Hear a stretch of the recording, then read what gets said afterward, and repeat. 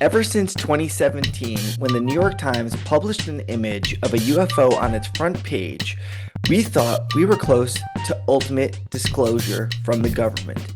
We are not alone. Then in 2023, the majority leader, Chuck Schumer, and then Senator Marco Rubio, along with others, proposed the UAP Disclosure Act. And we thought then we would finally get disclosure. But still, nothing happened. So then, are we really any closer to getting disclosure about UAPs? To educate me on this is today's guest. He's a famed civil rights attorney, having won multiple Supreme Court hearings, including the famous Iran-Contra civil case, and he was the former general counsel to the U.S. Jesuit Order. He's currently representing whistleblower Luis Elizondo in the UAP congressional hearings. Here is my conversation with Danny Sheehan.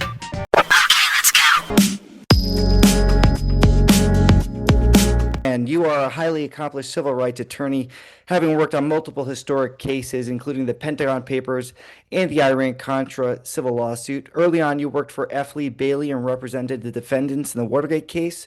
You also were the chief counsel for the United States Jesuit Order in D.C., and currently you represent Luis Elizondo in the UAP whistleblower hearings, and have created the New Paradigm Institute and Citizens for Disclosure. What's most impressive about all of this is that you've got the best hair in the UAP disclosure community. I mean, come on. Some of Dave, it. Dave Grush and Steve Greer are very jealous of that hair. Well, I know you've told the story before, but for our audience, they're not going to be too familiar with too much of your work. So I'd love if you could tell, how does one jump from the Jesuit order, or how do you even get to Jesuit order, to representing one of the biggest whistleblowers in the UAP in Luis Elizondo? How does that transition ever occurred? It feels like your parents were very proud of you until a certain point. They said, I ran Contra. They said, here you go, Watergate. What is this UFO thing? Hold on, Danny. Well, actually, it all started because of my co-founding the Harvard Civil Rights Law Review at Harvard Law School. And what I did is Mark Green and I from New York uh, founded it, and I decided that we wanted to, in addition to writing scholarly articles about the Constitution, we wanted to be able to help train young lawyers out around the country on how to become civil rights lawyers. And so we sent out letters to lawyers all around the country saying that if you have a really significant constitutional issue in one of your cases, send a note to us and we'll go through them and pick out some, and that we will get these kind of little Harvard eager beavers here to work on writing memos and motions and stuff for you. And it was in that context that I actually initiated the case that ended up establishing the right of journalists to protect their confidential news sources. We actually created the First Amendment right to protect your confidential news sources, and because of that, the case went all the way to the United States Supreme Court. And the main Wall Street corporate litigation law firm that represents NBC came to Harvard and recruited me because they didn't know how to do it. They didn't know how to really construct that right because they didn't believe that it existed to begin with. So we did it, and they came to Harvard and hired me.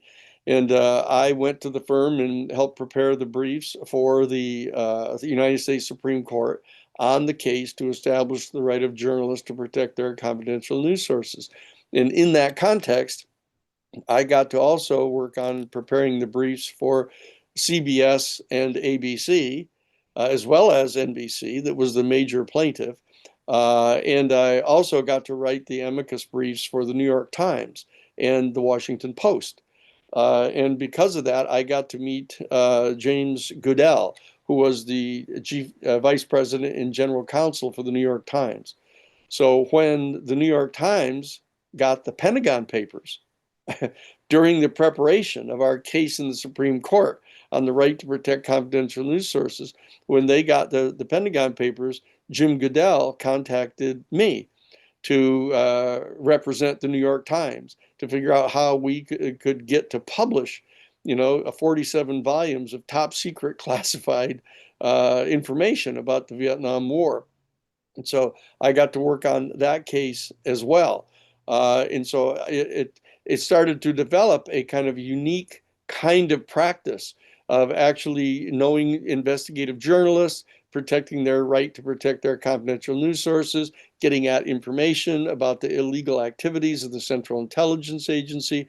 And it began to develop kind of a unique area of expertise. And for that reason, I was contacted by F. Lee Bailey when the Watergate burglary took place. And he was retained to represent James McCord, who was the CIA wiretapping specialist who'd been arrested in the Watergate Hotel. And Lee reached out and contacted me and asked me if I would come to join his firm because this was an extremely complex and sophisticated case of CIA officers and employees and operatives being caught in the headquarters of the Democratic National Committee wiretapping their telephones and stuff. So I came to be in that firm and worked on that case. And in that context, I began to discover when I got access to all 47 volumes of the top secret documents that had been prepared by the RAND Corporation for the Secretary of Defense, expecting that they would never be made public.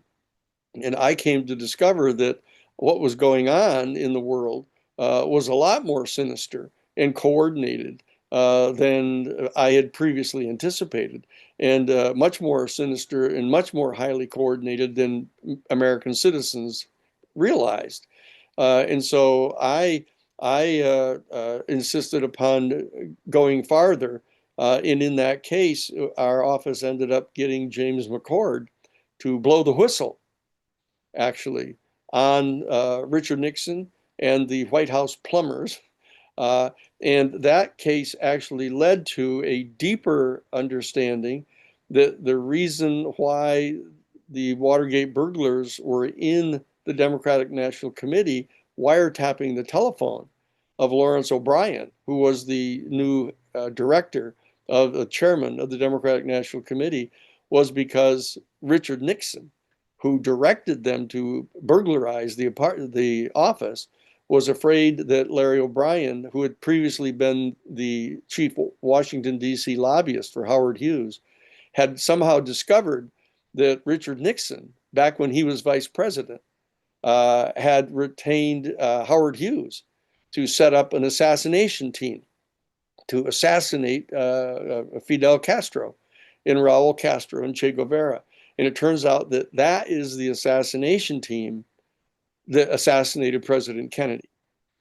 And Richard Nixon was terrified that if it leaked out that he's the one that created the assassination team that killed the president, his major political rival, that he would never survive politically.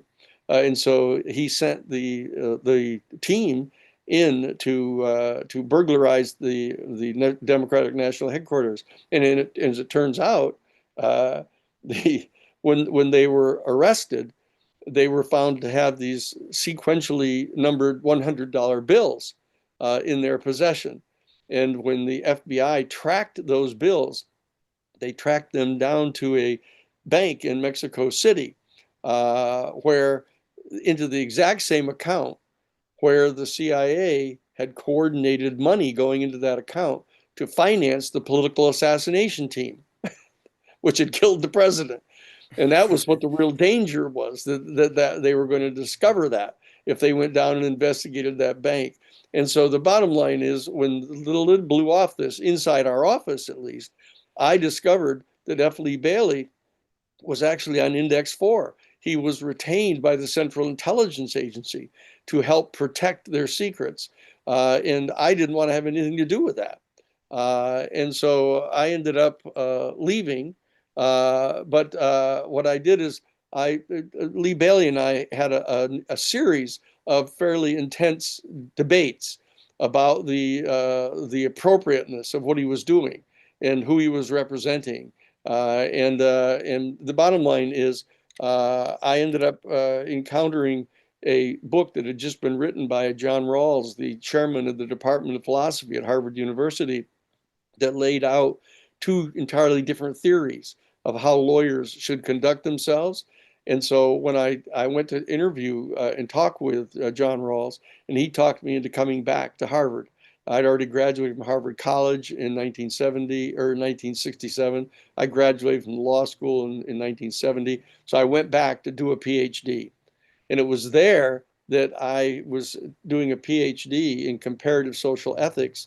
And one of my professors, who taught the course on the theological underpinnings of human rights, uh, sent in my name to get me recruited by the Jesuit order to become their general counsel down in Washington, D.C., in their new office, because he thought that I might be an appropriate candidate for that.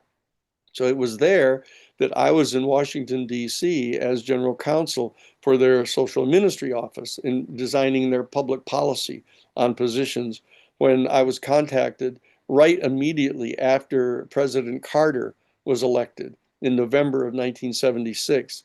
That one of the very first things that he did was he sent for the head of the CIA and demanded that the head of the CIA come to Plains, Georgia, and brief him as the president-elect on the UFO issue, because President Carter had seen a UFO when he was governor of Georgia. And so he knew that they were real because he'd seen one. I mean, not some dancing light in the sky, but like the whole football field length away had seen it. And so he immediately demanded to get briefed in on the what we knew about the UFOs. And it turns out that the CIA director at that point in time, in November of 1976, was George H.W. Bush. And he flat out refused to give him the information, saying that he had no reason, that Carter had no reason to know. He had no need to know that information. And so President Carter contacted the chairman of the House Science and Technology Committee, and had him task the Library of Congress's Congressional Research Service to do a major investigation of what documentation existed inside our government dealing with the UFO phenomenon, any particular extraterrestrial life form that might have been responsible for the UFOs. And I was contacted by Dr. Marcia Smith, who is the head of the Science and Technology Division of the Congressional Research Service, and was asked if I would reach out to the Vatican as general counsel in the Social Ministry Office for the Jesuit Order in the United States, and see if we could get access to the Vatican archives to find out what was in the archives about UFOs and extraterrestrial life to share with the president. That's how I became involved in it professionally. You know what? I got to ask you one JFK question because you said it so with so much confidence that you believe that that was the kill team that took out JFK. Yeah, Do you believe with 100% certainty that that was the kill team, the one that was set up by Richard Nixon, supposed yeah. to kill Castro, and Oh, actually yeah. ended up killing?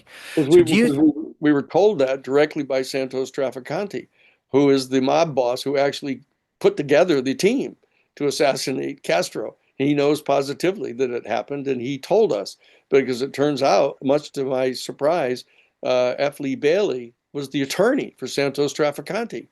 So Santos Trafficante gave it to us inside the attorney-client confidentiality, told us what had happened.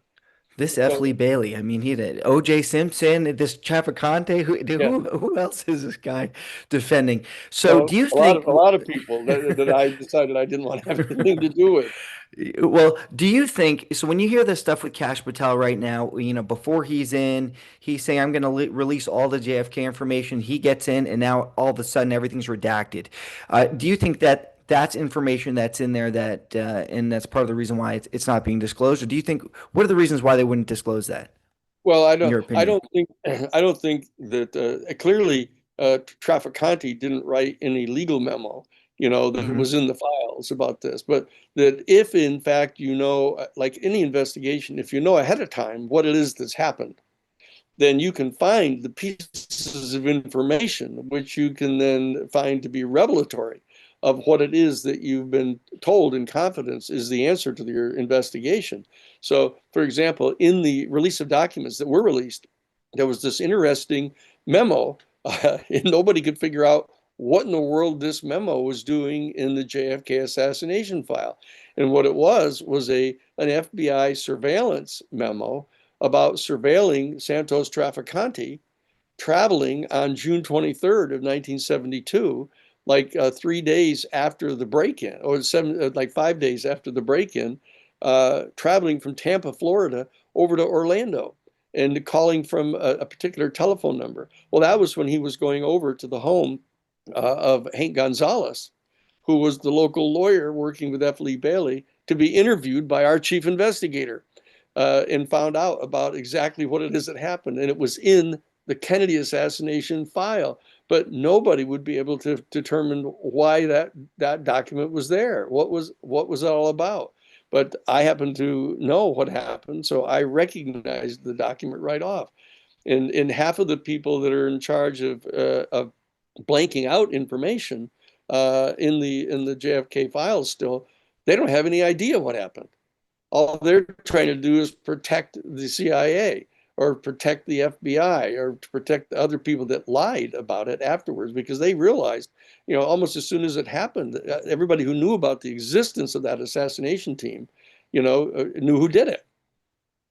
Yeah, well, I mean, it certainly is a insane story, and you mean the fact that I mean you were involved in this all the way back then. It makes sense why you're so pushing for the disclosure right now, because you've seen the corruption and things being hidden right before the American public's eyes.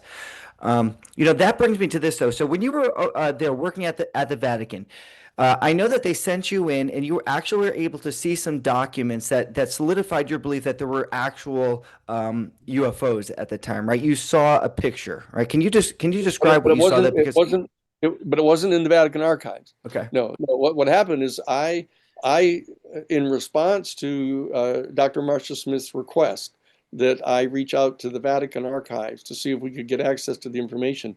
In that context, I was made special counsel to that investigation. And it was in that context that I got access to the classified portions of Project Blue Book, which was a secret United States government study of the UFO phenomenon. And then what they did is they published part of it where they were debunking uh, any kind of sighting. People mistook a flock of birds for UFOs, or searchlights reflecting off the bottom of clouds or something. And they published that part, but they kept secret over 700 sightings of UFOs that was completely classified and that nobody even knew existed. And I was given access to that in my capacity as the special counsel to this investigation by the Library of Congress. And so that it was there that I saw the photographs of a UFO crash retrieval undertaking. You could see the UFO was just as clear as day what it was. It was a huge photograph, a series of photographs of it with the U.S. Air Force personnel all around it taking photographs, and even a movie camera pictures of it. And I traced the symbols that were actually at the bottom of the dome of the UFO. And so I became certain that that was true. And from that point on, I went back to Jesuit headquarters and showed it to my superiors there. And we actually went so far as to try to organize all 54 of the major religious denominations in the United States to set up a special task force to come to grips with the theological implications of the existence of an extraterrestrial civilization. But they declined to do it. But that was back in 1977. So I've been at this for like 48 years now. so now when you hear that there's a new pope and you've tried this before, what do you think is going to change now that there's a new pope? I mean, with disclosure from the Vatican, since they're sitting on so much Well, information there, because like you said, it is a theological issue. I mean, if anyone wanted to hide this, you would think it would be organized religion. Well, it's interesting because you'll note that back in 2009, actually under Benedict, who was one of the most conservative popes that we've ever had, at least in this century, that he actually convened a group of scientists and astrobiologists and astronomers and physicists and others, at Castel Gandolfo back in 2009, and they got done having a week-long conference there. And what he did is he ordered the issuing of a statement at the end of that conference with all the scientists, stating officially on behalf of the Catholic Church that now, in light of the discovery of more and more of these new exoplanets by these spaceborne telescopes, that it was now clear that much sooner than had been previously anticipated, we are going to discover that life exists elsewhere in our universe. And therefore, the time has arrived to begin the extremely important conversation into the profound philosophical and theological questions posed to our human family by the discovery of life elsewhere in the universe.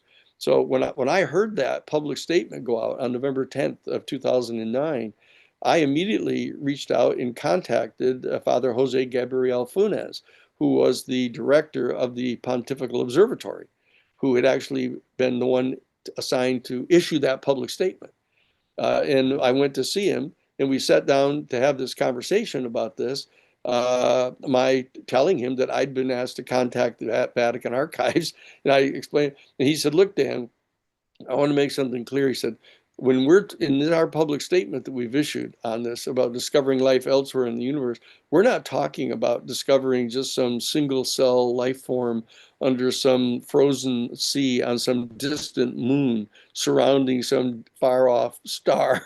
he said, we're talking about another highly intelligent and highly technologically developed, but distinctly non-human species right here in our own Milky Way galaxy. That's what he said. And so from that point on, I knew perfectly well that the church knows about this, and that what we need to do is work with them now to have a coordinated process by means of which this information is shared with our people of the world, and that both the governmental institutions that have been keeping this secret and specifically the Catholic Church that has been keeping this secret have to start to disclose information that they know about this. And very importantly, on the part of the church, the Catholic Church specifically, they're going to be required to reveal what they know about certain capacities that our human family has that have been concealed, like telepathic capacities, ESP capacities, precognition, the psychokinetics, being able to, there's all kinds of borderline phenomena that our human family is capable of, that they've developed to quite high degrees in Hinduism and Buddhism, in a number of the Eastern religions. But in Western culture, the Catholic Church has sealed off all of that information in order to tell people that they do not have any capacities by means of which they can actually have these kind of unitive mystical experiences that give them access to information. And it's the church that they need to rely upon, that the church has to be the intermediary between you and any type of these beatific experiences that human people are capable of having.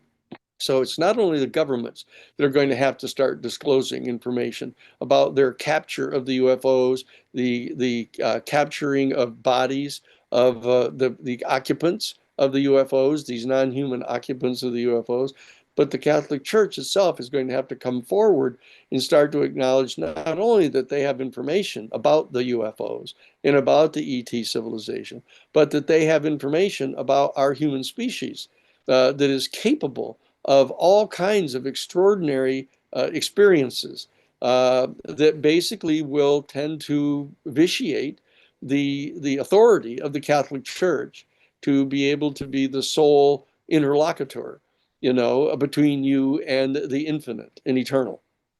Yeah, and I like that you bring up some of the other more mystical things that people are discussing more and more these days with remote viewing. And I know consciousness has a lot to do with the UAP, and expanding consciousness really wasn't a thing till maybe in the last 20 or 30 years. People are more focusing on that with, meditation and exploring different sort of beliefs.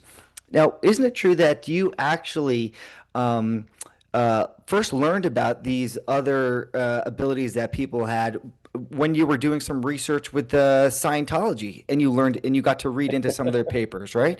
Because we had a lot of these. We have some of some good remote viewers on. We do a lot of different topics of on consciousness and where it actually is here. So could you tell us how you actually found out? I mean, were you a believer beforehand, or did you read that and go, "Oh my God, is this really true?" Well, no, what happened? What happened is I chaired a national task force, of the National Council of Churches on human rights and First Amendment rights of religious orders and different groups. I chaired that group, and in that context, I was contacted. There's three or four steps involved, but I was contacted by the leadership of the Church of Scientology, and I was asked if I would be the attorney for L. Ron Hubbard and his wife, Susan, uh, because they were in this major confrontation with the IRS, the Internal Revenue Service of the government, to determine whether they were a legitimate religion or not. Right. And the bottom line is, I was asked if I would become the attorney for L. Ron Hubbard, and I said to the head guardian of the Church of Scientology in the United States, look, as a condition precedent for my even being able to be willing to talk with L. Ron Hubbard, I'd have to have an agreement that I would have access to every single document of any kind anywhere in the world inside the files of the Church of Scientology.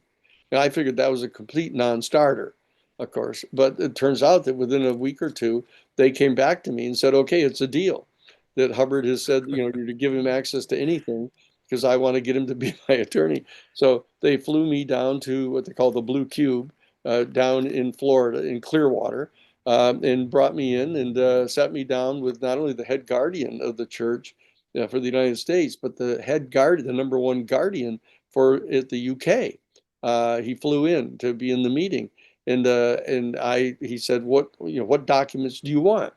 And basically, I told him, after getting to see my file, I told him I wanted to see the three most important files in his judgment in the entire system and it was there in those files that I encountered this.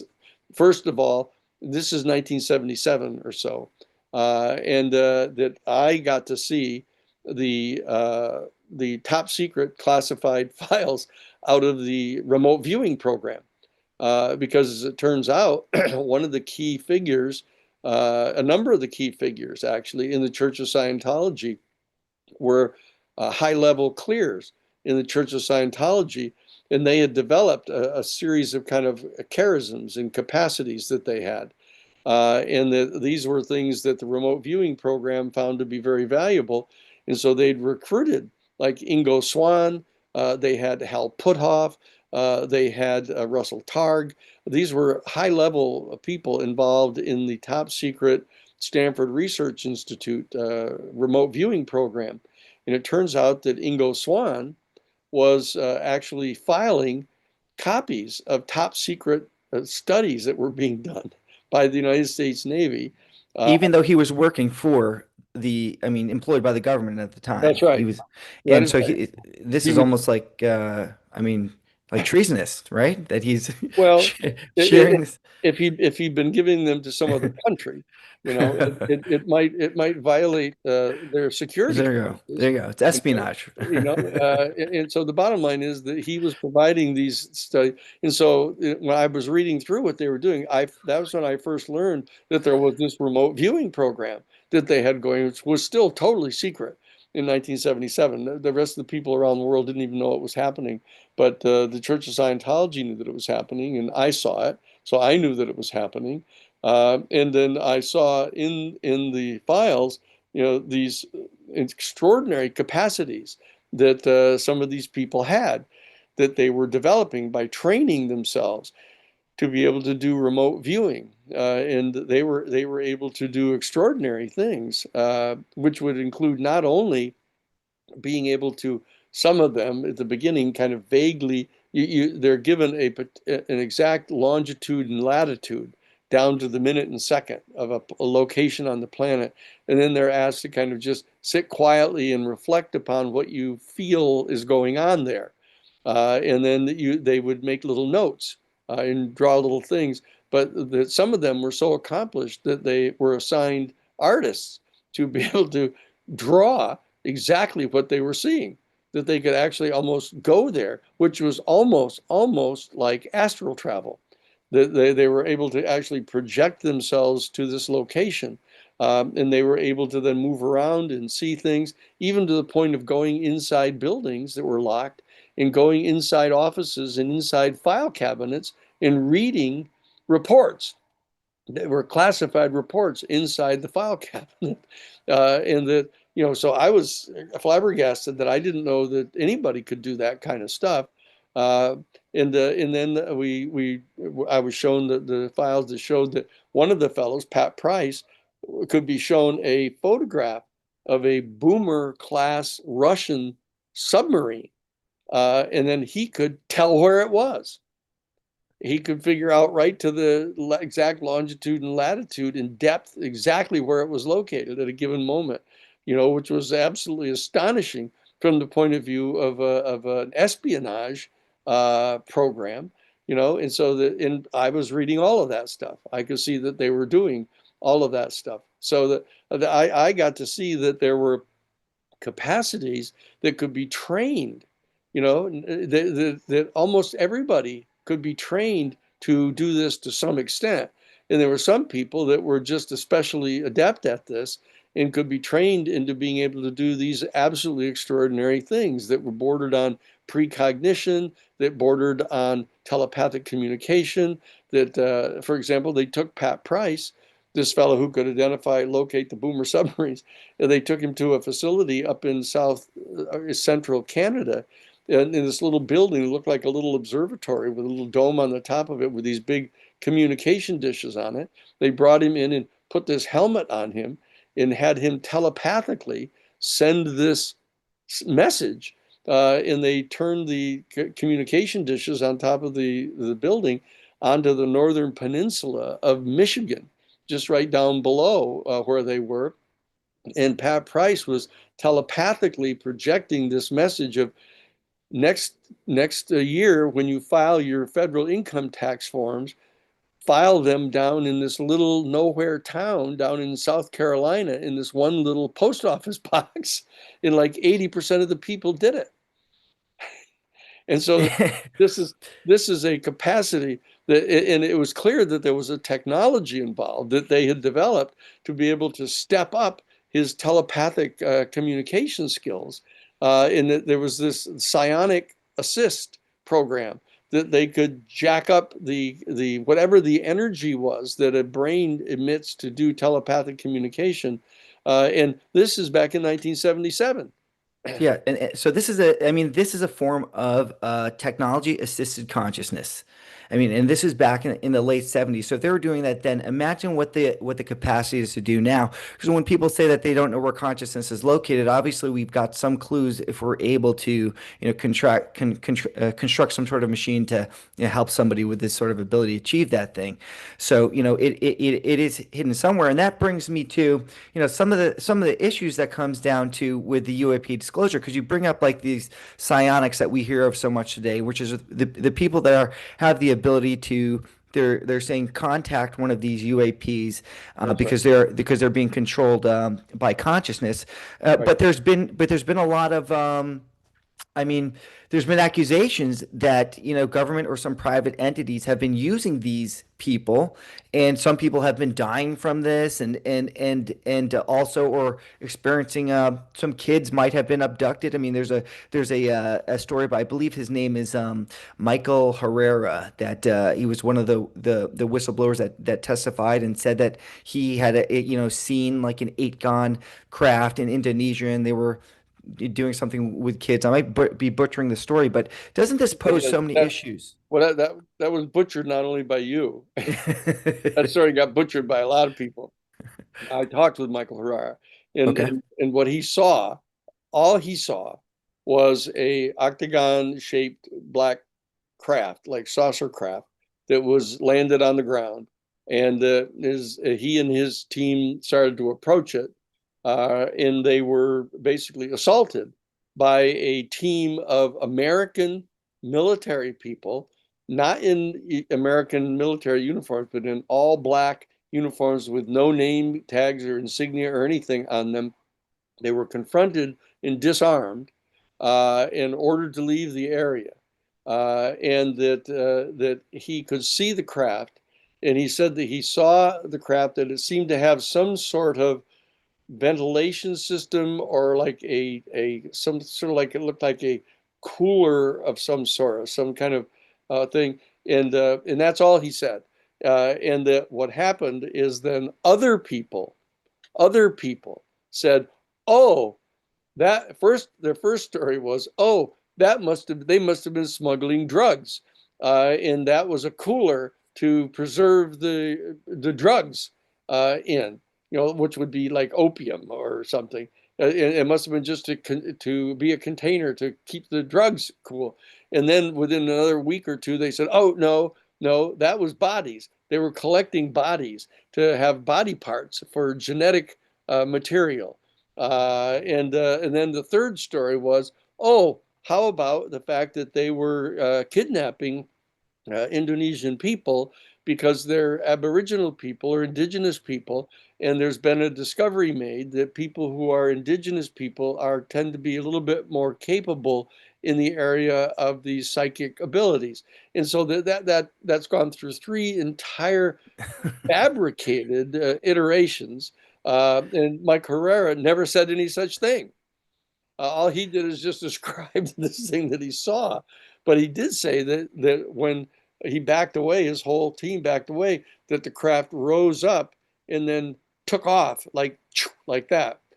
So that craft did have the a capacity to mimic at least some of the indicia of a genuine UFO. And so that was evidence that I viewed that as credible evidence that there is some degree of success that's been made in trying to back engineer some of the technology from the genuine UFO craft to these man-made craft, because that appeared to be a man-made craft uh, manned by American military personnel. And so that gave me a degree of optimism that there's going to be a lot more sources that we can get to. Because if you've got guys flying these things around, you're going to be able to get to talk to them, and that means that the professional investigation that we're engaging in at the New Paradigm Institute, has a number of other sources that we can find that can tell us exactly what they're doing. Now it seems like we've been going nowhere with this because I mean it was a few years ago where we just had Chuck Schumer and they passed that bill that with the UAP Disclosure Act, and we were supposed to learn all these things. That ended up going nowhere, and it seems whistleblower after whistleblower comes out, and I don't know. I remember when whistleblowers disappeared. You got well, remember Julian Assange, and then you had Snowden. Those were whistleblowers. They had to leave the country, right? The Yeah. Boeing whistleblowers didn't even make it 6 months before they disappeared. But you have every other whistleblower. You got Luis Elizondo, you've got Dave Grush, you've got all these guys. The new one, the Immaculate Constellation whistleblower that just came out, and they all seem to be fine. So when you hear people say that this is all disinformation and these aren't really true whistleblowers, maybe they're being used as useful idiots, as all kind of a subterfuge, a misdirection. I mean, what do you say to that? Well, I'll unpack that. What you said, that first of all, the effort to pass the UAP Disclosure Act didn't go nowhere. That's kind of a pass. It kind of went. That was the meme that kind of went around in the community because they were expecting so much more. The United States Senate passed a 64-page bill. Now that's the United States Senate. That's the more powerful of the two houses, that they passed it. So there was a coalition of forces that all came together to successfully pass that out of the Senate almost unanimously. In fact, it passed the 17-member Senate Intelligence Committee unanimously, and then came out of the Senate and was put into the National Defense Authorization Act. And that there were only 11 members of the Senate that voted against the overall package of the National Defense Authorization Act with that in it. And that was only because there were some things in the National Defense Authorization Act, like, prohibiting money to go for any kind of training on, gender training or racial training, or all the reactionaries in the Senate, wanted those in there, and the progressives didn't want them. And so they voted, the 11 progressives voted against the National Defense Authorization Act. But the rest of them, the 80 other 79, all voted for the act with the bill in it. So that was an extraordinarily important forward step. It went over to the House of Representatives. We knew over in the House of Representatives, if we were able to succeed in getting that Senate bill that passed virtually unanimously put onto the floor for a vote, that we would have gotten to have 400 votes for it. Both sides of the political spectrum, all across the board, would have voted for it. The problem was that there were two specific chairmen, one of the House Intelligence Committee and the other one, the House Armed Services Committee, that were basically in the pocket of the private aerospace corporations in their districts. And the aerospace corporations want to get patents on this technology, and they want to be able to own it so that they can make billions of dollars licensing it to the United States government. And so that's all that stopped it. So it isn't that and I wasn't being critical of you, but I'm saying it isn't that it went nowhere. It went 75% of the way to go there. Okay, so that we've got that marker down already. So we're confident that we can pass it through the Senate again, because both parties supported it, and the leadership in both parties supported it. So they're all basically the same people there. They just changed who's in charge. So it'll pass the Senate again. Senator Michael Rounds is going to be reintroducing it again. We just had a long meeting today with 16 groups around the country that are all supportive of this. And it's going to go over to the House side. And one of those two people, Michael Turner, who blocked it, who was the Republican head of the House Intelligence Committee, has been ousted as the chair of that committee. And so that now we have Crenshaw is there from Missouri. And so that we're now helping to educate him and his staff about how important this bill is. And he's not in the pocket of the private aerospace corporations. So we can hopefully have the affirmative support of the head of the House Intelligence Committee, so that we're on the brink of getting these things passed. And so that what we have to do is start preparing for now what? If we get this bill passed, the next step is nominating 9 members of a special panel that has been proposed in the Senate bill that will review all of the information. And very importantly, we did get 23 pages of the 64-page bill passed by the House, which actually ordered all 6 of our United States military services, all 18 of our United States intelligence agencies, all 32 of our United States Defense Department agencies who are in possession of UFO information and about the ET people, that to order them to put it all together and put it into digital format with a searchable index. And they're under orders from the United States Congress right now to do that. And they have to have that process completed by September 30th of this year. And so one of the things we're doing is through the New Paradigm Institute, we're organizing Citizens for Disclosure all around the country. And by the way, a little plug, people can sign up for it. It's all free. Just go to newparadigminstitute.org and sign up to be a member of the Citizens for Disclosure. And what we'll do is send to you a customized package into your congressional district to let you know who your congressperson is. Some significant plurality of the people in the country don't even know who their congressperson is. You know, I mean, so what we have to do is train people to actually exercise their democratic rights here. Everybody's complaining about not getting the bill passed, and yet 99% of the people don't ever do anything except come out and vote once every 4 years when there's a presidential election. You know, so that what we've got to do is get people activated to do this, and but they need to understand how much has been accomplished already. That we've got the 23 pages passed. The agencies are under orders to gather all the information together. They're ordered to have it ready to deliver to the National Archives by September 30th of this year. We're going to have a major national movement that's going to have a Global Disclosure Day in October, to kind of call everybody's attention to this, to insist that they be ordered to turn it over.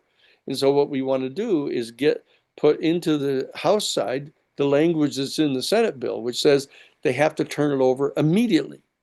The House version got modified to say they had to turn it over as soon as possible.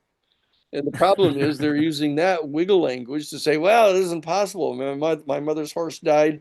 You know, I've had a cough lately. I can't get it out. You know, and so they're doing all that excuse stuff. We've got to get the language, the Senate language passed on the House side, ordering them to turn it over immediately. Okay, so there's just steps that need to be taken still, but it's going to require a mobilization on the part of our people. You know, as the people can't kind of fall into this kind of complaining mode. Oh, you know, we're trying really hard and nobody's doing anything for us. They're not going to do it for us. This is the people who've been in charge that have been lying to us about it for 80 years. You know, that we have to have an uprising of our citizens demanding to have this information. It's completely outrageous, to say nothing about totally unconstitutional. They're Well, lying about this to us.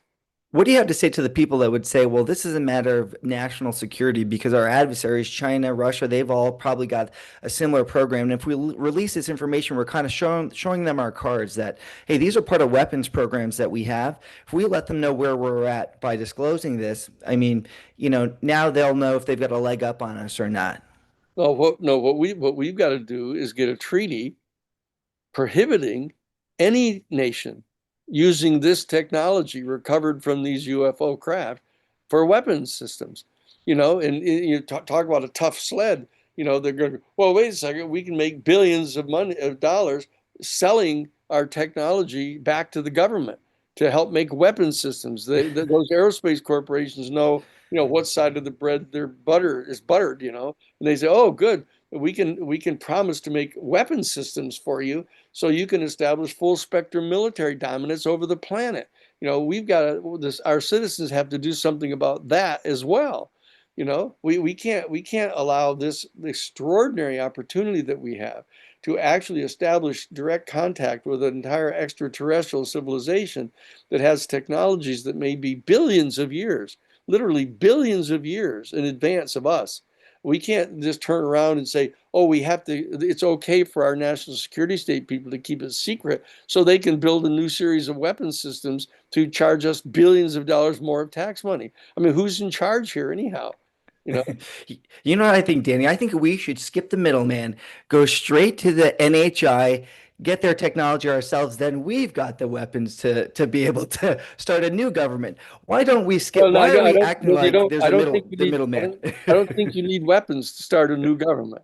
What you need is citizen participation. You need citizen participation. It's a lot easier than building a whole new weapons system and setting up your own new government. That we're not into doing that.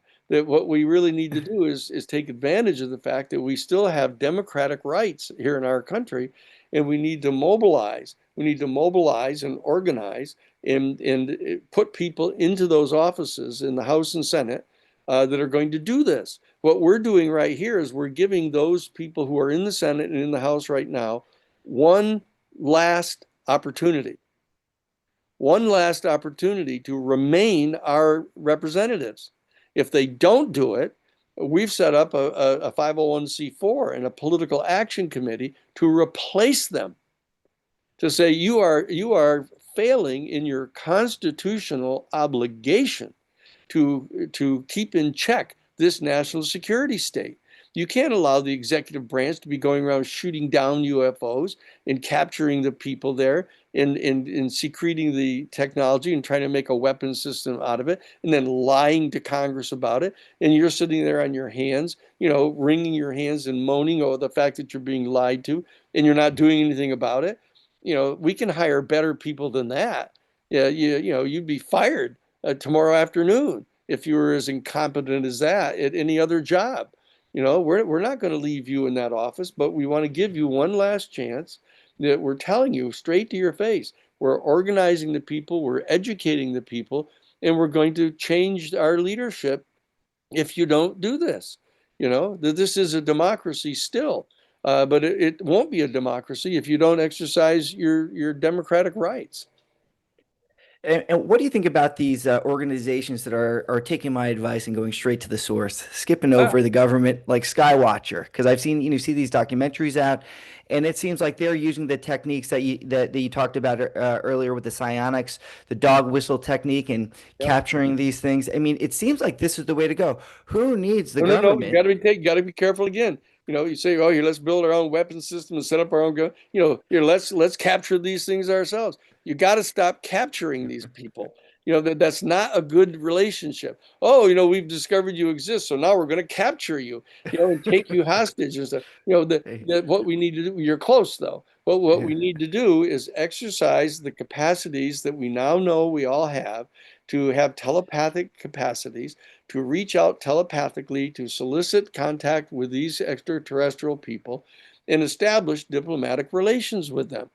Don't leave this up to the national security state people who all they can think of is, it's the old Sufi saying, you've heard me say it, that, when a pickpocket meets a saint, all he sees are his pockets. I mean, our national security state people, whenever they see, oh, look at here's a UFO from an extraterrestrial civilization. Oh, good, let's shoot it down. Or let's capture it and see if we can use their technology to make a new weapon system to establish full spectrum military dominance over all the other people on our planet. Why This stop at is our not planet? There's this many more once we get them. this is not healthy. This is not healthy. And so what I'm saying is that this isn't bizarre. What we're proposing is rational. It's intelligent. It's compassionate. It's considerate. That when that's like as if the Indian people, when the Europeans came ashore, they said, "Oh, good, let's capture them. Let's capture them and see if we can build boats like theirs." Instead of trying to get along with them. So let's just make sure that we don't act like the Europeans did, and we don't project onto the ET people the same kind of low level of consciousness that the Europeans had, that they're going to come here and somehow take everything from us, rape our women, take our resources, and drive us into to concentration camps, like we did to the native people. I say, Yeah. uh, Well, you talk with a lot of certainty about this. I mean, how certain are you that we've had contact with NHI? zero doubt, Really, zero doubt. zero doubt. And with the actual intelligence behind there, I'm not talking about this UAP using zero doubt with the NHI. Um, so what makes you think that 100%? Is there any recent information that you said that you've heard or found out and said, oh yeah, not only that we have found craft, but we've spoken to and had communication with the actual entity before? Yeah, I've talked to at least a dozen people who have had direct face-to-face contact with extraterrestrial beings, who have had telepathic communications directly with them. You know, the challenge is that they're not military colonels saying it. And so our people have been trained to believe, well, you don't believe stuff like that unless it's a colonel in the United States military, or it's some scientist who's been in a laboratory and said, oh, look, I've met this extra, we've got hundreds and hundreds of people, doctors, lawyers, high school teachers, insurance salesmen, all kinds of people who've had direct face-to-face encounters with these beings. And the fact is, the evidence is overwhelming. overwhelming to support this. I could take the evidence that we have right now and go in front of any jury, any jury. You wouldn't even have to voir dire them. You could just take the first 12 people right off the street, as long as you didn't have CIA people sitting on the jury, and bring them in and say, here's the evidence. Okay, now here are the questions. Do you believe these people? If there's any of them you don't believe and you dismiss their particular testimony, take the ones you do believe. And do you conclude that, in fact, number one, there exists an extraterrestrial intelligence, a sophisticated, highly intelligent, highly technologically developed, non-human species elsewhere in our galaxy? Now, I'll line up the scientists. I'll line up a dozen scientists, the top scientists in the world, and they'll tell you that that's true. It's absolutely clear it's true. Okay. Secondly, here's all the evidence of the UFOs, and here's what they do, and here's how they travel, and here's what, okay, what do you think back in 1947 that we had craft that could come from 80,000 feet down to the surface of the ocean in 7/10 of 1 second? And generate 6,000 G's of force and then go underwater and travel at over 200 miles an hour? You think we had that in 1947 when Luis Elizondo and I were meeting with the Associated Press guys, the chief editors, and what Lou said to them is, look, back in 1947, he said, the Soviet Union had just lost 20 million people in World War II. It was only 2 years away. They'd lost 20 million people. They were tearing up railways, going into Europe so they'd have metal in Russia. And what Lou said, in the Chinese, their main means of transportation were ox carts with stone wheels. He said, that's what he said. He said, and you think they're flying these things around? Or you think what? We're flying these things around?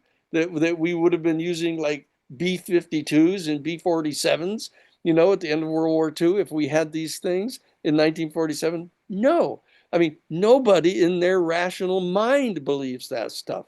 But people have been brainwashed into believing these national security state people who they know have been lying to us. They've lied to us about the Vietnam War. They lied to us about the weapons of mass destruction. They've lied to us about the massive drug smuggling and stuff that the CIA has been engaged in. The CIA had a massive, import of opium coming into Havana with the mafia down there under Batista and Paul Helliwell, who was partners with Santos Trafficante and Batista. And we know this from talking directly to Santos Trafficante. Their third partner was Paul Helliwell, full-time employee of the Central Intelligence Agency, functioning in his capacity as a CIA official, so in smuggling heroin into the United States so they could sell it and secretly get money so they wouldn't have to get money from Congress. This is the national security state that we're confronting. The people around the rest of the world know this, Michael. They know Yeah. what's going on in the United States. We're the 4% of the people, 4.5% of the people on the entire planet that can do anything about this right now. And the fact is, this particular issue gives us the opportunity to do that because everybody wants to know about this. Everybody is pissed off over the fact that we're being lied to. Everybody knows that they're lying to us. Everybody knows that the UFO things are real. Okay, and Yeah. we're being ordered now to burn fossil fuel in the cars and have massive global climate change. And what's their response to it? Well, let's say there's no such thing as climate change. That's their response. Oh, I don't think there's really climate change happening, and I mean, this is borderline insane, and what we've got to do, we've got to take charge. People are going to say, what did you do? What are you trying to tell me, that you were faced with the facts that you're faced with right now and you didn't do anything? You didn't mobilize. You sat there and watched football games and watched who was winning the national basketball championship because you didn't have time, to actually do your job as an American citizen when you had the opportunity to do so? I don't think so. That's what our job is, to persuade people to do their job as citizens. And people want to do, they're going to go to the new Paradigm Institute and Citizens for Disclosure. Hey, Yes.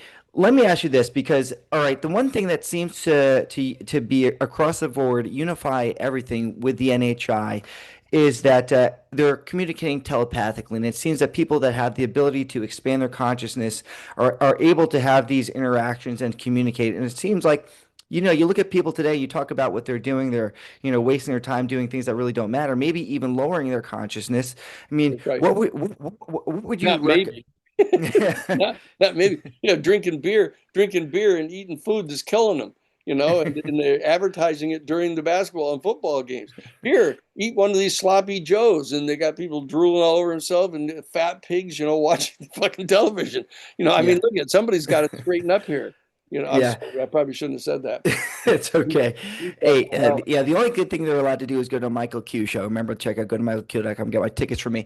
So, but Danny, how would you tell people? Because I know you're a meditator yourself. I mean, how would you recommend to people now, to expand their consciousness, to raise their vibration, to be able to maybe one day that our society, our human family can be on the level that would be welcoming a reason to invite them in, to go from ape to more interplanetary. yeah, I think look at the all people need to do is they don't have to change their religion. They don't have to, join any kind of religious cult or anything. All you have to do is find out about just transcendental meditation. You don't have to join the transcendental meditation movement. You don't have to pay anybody anything. You just learn how to do it. And 20 minutes in the morning and 20 minutes at night, and do the meditation. And what you'll discover after a number of weeks of doing this, that you'll get into this kind of state of consciousness where all of a sudden your life will start to change. That you'll get offended at eating meat. You'll go, ew, this is tearing the leg off some animal and eating it, and you'll also not be getting into wanting to watch cage fighting on television, what you need to do is you do this process and your life will start to change. You'll start to become elevated. You'll start increasing the subtle energies in your body, which are part of the biophysiology of our human species. And you're going to start preparing to meet these other beings who have had 1 billion years longer to evolve than we have. But this is a very simple thing for you to do, is to sit down in the morning and the simple breathing exercises, and you'll start to discover it yourself. It's nothing that anybody can argue you into, but once you start to do it, nobody's going to be able to argue you out of it because you'll experience exactly what it's like. And all of a sudden, you start feeling a lot more airy, a lot more elevated, a lot more conscious. You're a lot more compassionate toward other people. That you'll get your temper under control, and you'll start to elevate your consciousness, Uh, and then people are going to say, "Oh, Sheehan and the New Paradigm Institute are trying to develop some kind of religious cult." That's not true at all. All we're trying to do is get people to raise their consciousness and participate in exercising their democratic rights to get this information so we can absorb the new technology, have alternative sources of energy, overcome our global climate change problem, learn how to feed people in the world healthy food, stop people from dying from diseases that we've known the cure for over 100 years. No, this is not necessary.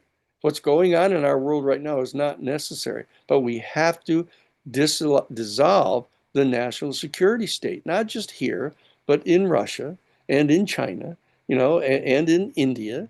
It's not coincidental that these fascists are rising to power, in these countries. Because the people are not eating in a healthy way, they aren't taking care of themselves in a healthy way, and that all the lower energy systems in our body are being stimulated intentionally in order to get us to buy more products. You know, so people, there's an easy way to solve this problem, but you have raise to your do it. raise your vibration. I love that you said transcendental meditation. I've been doing that for 10 years. Definitely a life changer. It's proven. I mean, David Lynch's videos on that were really amazing. Hey, and you know what, Danny, I really appreciate you coming on today. We're going to send people to give another shout out to the website, New, Uber. yeah, newparadigminstitute.org. Newparadigminstitute.org. or you can go to citizensfordisclosure.org. Okay. And Uh, we'll list that in the show notes Sign too. up. It's all free. You just click and we'll send you the package to explain to you who your congressperson is, how they voted on certain things, how you can approach them to get them to be supportive or whether they're already supportive. It's all free. newparadigminstitute.org. Fantastic. Hey, thank you so much, Danny. This was amazing. Terrific. Thank you.